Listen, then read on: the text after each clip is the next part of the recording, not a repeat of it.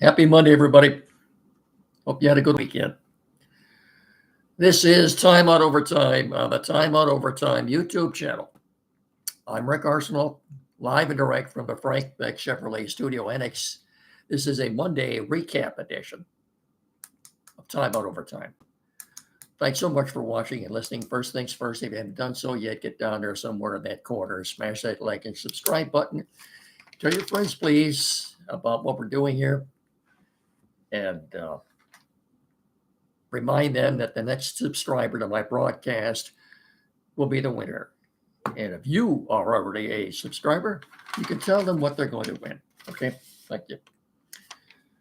I think most Lion fans, why as a Lion fan, on the day after they won, why do I feel just as badly if they had lost?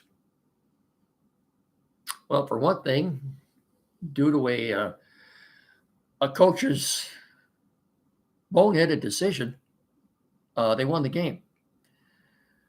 We'll get to all this, try to straighten all this out in just a second. First, let's get a few things out of the way here first. Basketball, Pistons are in Indiana tonight playing the lowly Pacers, going for their 13th consecutive win. They'd be 15-2 if they can accomplish that. That would tie a franchise record. The 89-90 championship team did it, and the 2003-2004 championship team. That was the going to work lunch pail team that did it. Okay, so if they win tonight, they will have tied a franchise record for consecutive wins. Toronto's 2.5 back the Raptors, and then the Cleveland Cavaliers are 3 games back. They play each other tonight, too, in Toronto. So if the Pistons keep it going tonight, they'll gain a gain on one of those two teams. Okay. Red Wings are in, where do the Devils play? Is it Piscataway, New Jersey now? Anyway, they're playing the New Jersey Devils tonight. Both teams come into the game with 27 points, Wings in first place in the Atlantic Division. But again, that doesn't mean anything, folks, because of the 8 teams, there are only 6 points separating the bottom team from the top team. So really, being in first place right now means nothing. Wings come in 13-8-1. Devils 13-7-1. They played one less game than the Wings have, so they're a good team. Obviously, several good teams over there in that conference. I think the Wings also have to play Hurricane later on in the week. They're even better than the Devils are. So Wings have won 3 of the last 4, but as I've said before, their goaltending is not dependable. Either one of their goaltenders could come on any night and give up a slew of easy goals they should have saved. And Wings are usually behind early and never the game. But I have a feeling that might happen tonight. Anyway, they're in first place right now. So doesn't really mean a whole lot.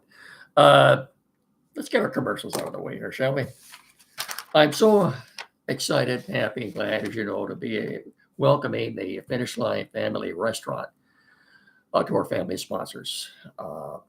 They have been around 40 years, more than 4 decades for nothing. They've become a staple in this community and this surrounding area, in the county, in fact. From the new hours, Monday, Thursday, and Friday from 6 a.m. to 8 p.m. Saturday, Sunday, Tuesday, and Wednesday, 6 a.m. to 3 p.m. They've got a lot of new exciting menu items. Carl's Cajun Chicken Wrap, the new special BLT on steroids, if you will. I've tried it. It's great, delicious. They got something called a Darcy Burger. That's good. I've had that.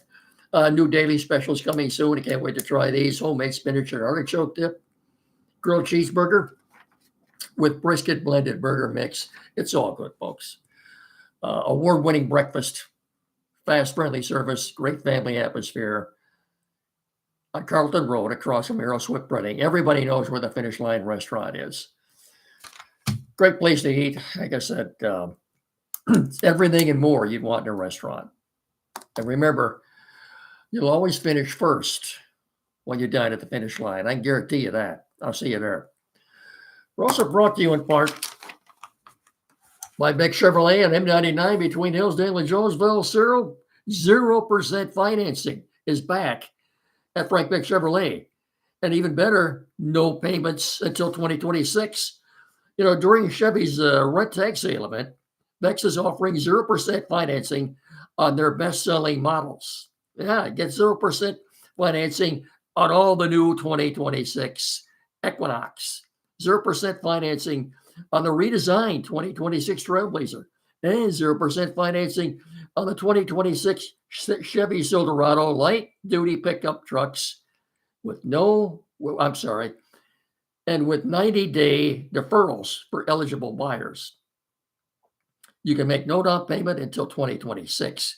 And that's not all. Bex is also offering bonus cash back of up to $1,750 on the new Silverado light duty and heavy duty trucks.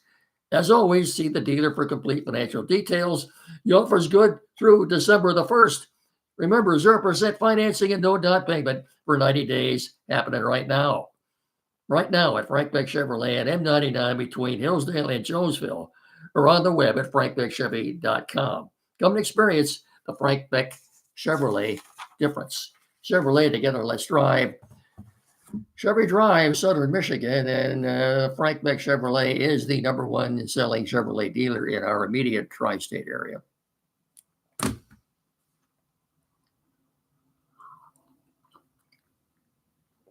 We're also brought to you in part by Barron Insurance on the corner of M99 and US 12 in downtown Jonesville, 517-849-1000. That's BarrettINS.com. Barron Insurance, protecting your dreams. M99 at US 12 in downtown Jonesville, 517-849-1000. Barron Insurance, protecting your dreams. That's BarrettINS.com. Okay. Football. Michigan, relatively easy win over a bad Maryland team on Saturday as they prepare for their regular season finale against the Ohio State Buckeyes. Checking earlier today, Ohio State is anywhere from a 10.5 to 12.5 point favorite. I don't know what I'm not a better. I don't know what to tell you about that. Not many giving Michigan much of a chance, but we didn't last year, and look what happened. I don't know. I don't know what to tell you about this game. Ohio State is number one. Obviously, they look like the best team in the country. I think Indiana is. And it's a new time start on Fox on Saturday. Let's hope it's an interesting, competitive game. Okay. I don't know if that line will stay where it is or go up. I suspect it may go up a tad during the week. That's what it is right now. For Michigan State Spartans. That game in Iowa, if you saw that game in Iowa Saturday, I had that game with about 5 or 6 minutes left. I had that game in the bag for Michigan State. Didn't happen. Spartans are probably the New York Giant version of college football right now. They should have won at Minnesota. I think they should have won Saturday. The Spartans are not as bad as their record would indicate. They don't have a great team. They don't have a lot of talent. I think Jonathan Smith, as I've said before, is a good man. As they head into the final game of the year on Saturday at home against Maryland, they are 3.5 point favorites. I think they'll beat Maryland. I think they will. And they will not have the dubious distinction of not having won a conference game since 1958. I believe I already discussed that last week, the last time that happened. Got to go all the way back to 1958. Of course, they only played 9 games back then. 3 out of conference games to begin with, and then the other 6 were conference games. Well, they finished in the conference that year. They finished 0-5-1, 3-5-1 overall. Oddly enough, the one tie was 12-12 tie with Michigan that year. Duffy Doherty was the head coach. But I think I got to guarantee they win Saturday, but I think they will. Maryland looks so bad against Michigan on Saturday. Underwood looked good. Marsh looked good. For next year, I look for Michigan to contend for a championship next year. Okay. Will they make the playoffs? I don't think so. I mean, they'd have to miraculously beat Ohio State. And then the following week, they'd have to win the conference championship game in Indianapolis. That would get them an automatic bid. I don't think that's going to happen. Oh, we'll see. Let's just hope it's an entertaining, enjoyable game. Lions. I've got a lot to say about that. So before we get to that, just remember, folks, we wouldn't be doing this without the assistance and help of Quality PC in downtown Hillsdale, 37 Walton Street, directly across the street from Fat Jack's Automotive. 517-610-5372.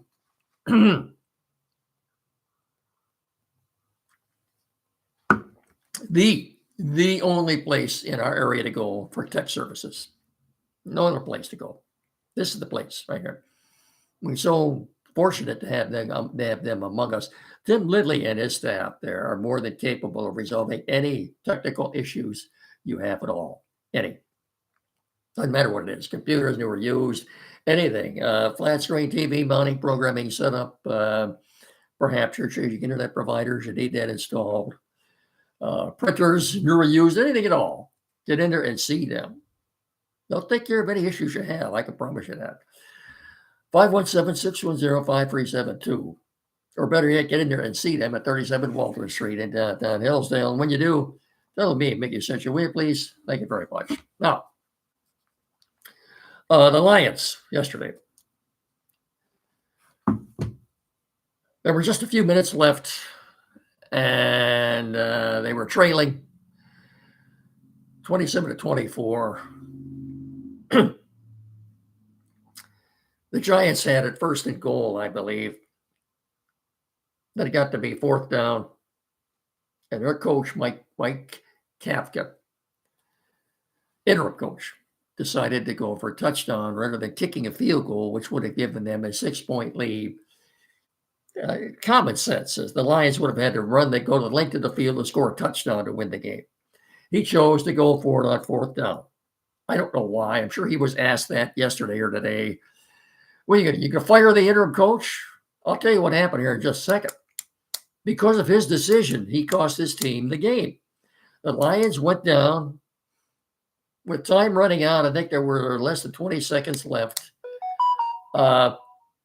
Jake Bates kicks a career best 59-yard field goal to tie the game. They went to overtime. The Giants won the toss and elected to defer. First play from scrimmage, Jahmyr Gibbs goes 69 yards. Lions have a 34-27 lead. 34-27 lead. And Giants get the ball back, and they're driving. I don't know. I'm not sure how much time was left. There's only 10 minutes of the overtime. The game ended with a sack. It was fourth down. Obviously, they had to go for it. Hutch got a sack. It was the Lions' only sack of the day on the last play of the game, a walk-off sack, if you will. And the Lions win the game. They escaped. In the good old days, the Lions scoring that touchdown would have ended the game right there. Now both teams have a shot at it. What was it? Thanksgiving Day of 1980? That reminded me a little bit of Thanksgiving Day 1980, for those of you who were not around then. Lions were playing the Bears. The Bears scored as time expired to tie the game and send it into overtime. The Bears won the toss. Lions kicked off. I believe the fella's name was Dave Williams. Ran the kick all the way back for a touchdown. The game was over right there. Not that way anymore. Each team gets a chance to possess the ball. And would you rather see the NFL adopt the college format for overtime? I would. I think it'd be a lot more exciting than what you have right now. That'll never happen. But is this fair now? Probably as fair as it's gonna be. The game itself. There was an old science fiction movie back in the 50s, black and white, called Invasion of the Body Snatchers. Okay.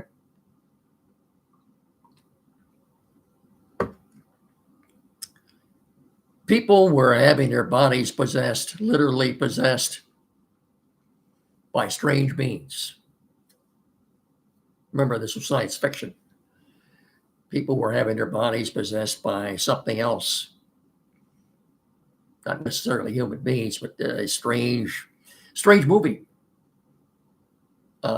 Classic. It's a classic. If you get a chance, I don't know if you get it up on YouTube or not. Invasion of the Body Snatchers, starring Kevin McCarthy. 57 or 58, somewhere in there. I'm not sure. Black and white. Classic science fiction film. Where am I going here? It's almost like the Lions have had their bodies possessed by somebody else. Now, Amon-Ra St. Brown and Jameson Williams combined yesterday, folks, for 5 more drops. You got to blame Goff for the interception either. That bounced off of St. Brown's hands and right into the hands of one of the Giant defenders. At least, at minimum, they could have gotten a field goal out of that. They didn't. Okay. Jahmyr Gibbs, almost 270 total yards of offense, a new all-time franchise record. Obviously, without him, they would have not won the game. I think Jahmyr Gibbs right now is the best running back in the National Football League. Okay. I don't know where the lines would be without him, and that's why David Montgomery has lost a lot of snaps.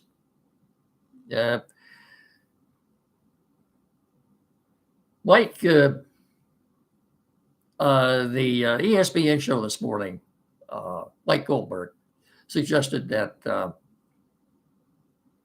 Dan Campbell's plate is too full right now. He's got too much on his plate. He needs somebody to help him manage the game, if you will. I don't know. Did he mess up what transpired just before the half ended? I think he did. Lions ended up getting a field goal out of that. But if you managed the clock better, you could have had a couple of shots at the end zone. That didn't happen. Defensively, I don't know what to tell you about the defense. I really don't. You gave up more than 500 yards of offense. The 31-year-old Jameis Winston, and a couple of trick plays, 2 trick plays worked. They worked. They scored touchdowns on both of them. Now, I don't know. I don't know what to tell you about the defense. I understand the offense is having issues with the line. Mine couldn't have been that bad yesterday if you had a guy rush for over 200 yards.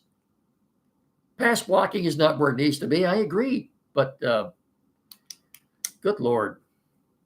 If they don't play any better than this, I don't see how, you look at their schedule, I don't see how they can win another game. I really don't. I think we can all agree they should have lost yesterday. Now, the Giants are the best 2-10 team probably in history. They did beat Philadelphia at home. They should have beat the Bears. They should have beat the Packers. They should have beat the Cowboys, and they should have beat the Lions. They're 2-10. Right now, they should be 6-6 or 7-5 right now, but they're not, and in the hunt for a playoff spot. So, because of what's been happening, their interim coach Mike Kafka, whose decision cost them the game yesterday, this morning announced he was dismissing Shane Bowen, their defensive coordinator, due to a boneheaded mistake that he made. He was throwing his defensive coordinator under the bus. And if Kafka thinks he's going to be around next year, I'd like to sell him the Brooklyn Bridge.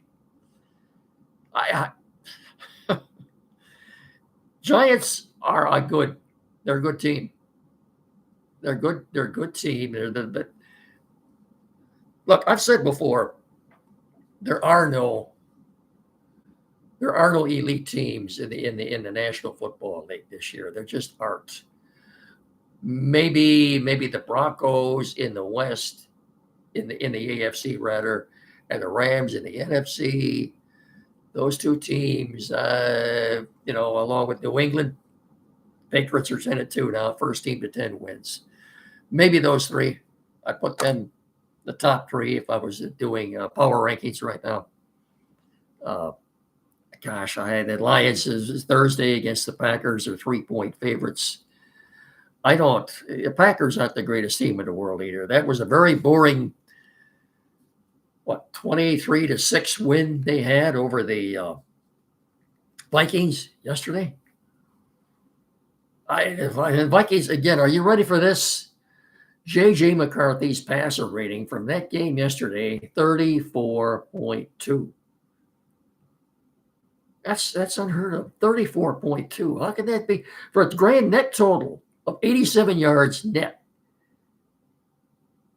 87 yards net passing with 2 more interceptions. This kid is not ready for prime time. He's just not.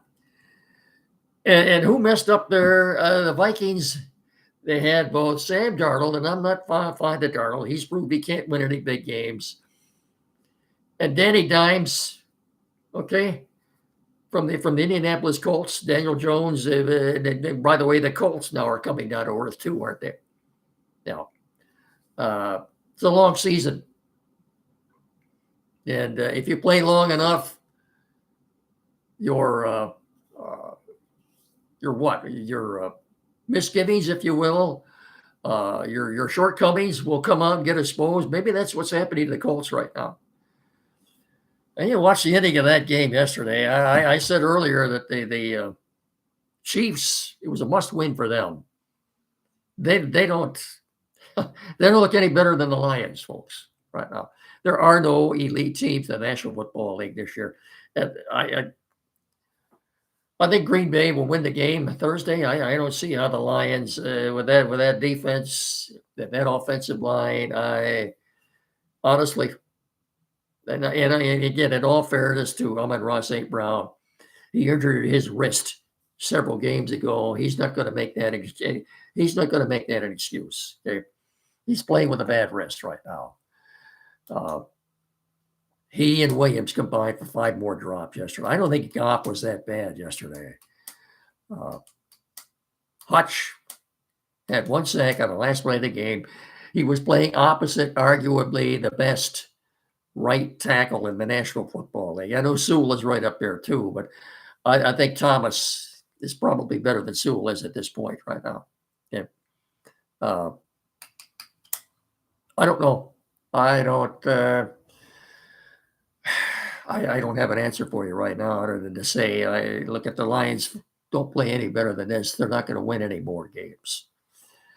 They're 7-4 now, but gosh, and the way Philly looked yesterday at Dallas, blowing a 21-0 lead.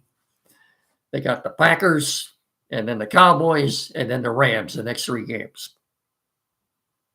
And then after that, they got Steelers at home. Steelers maybe should have beat the Bears yesterday, but they didn't. They go to Minnesota Christmas Day.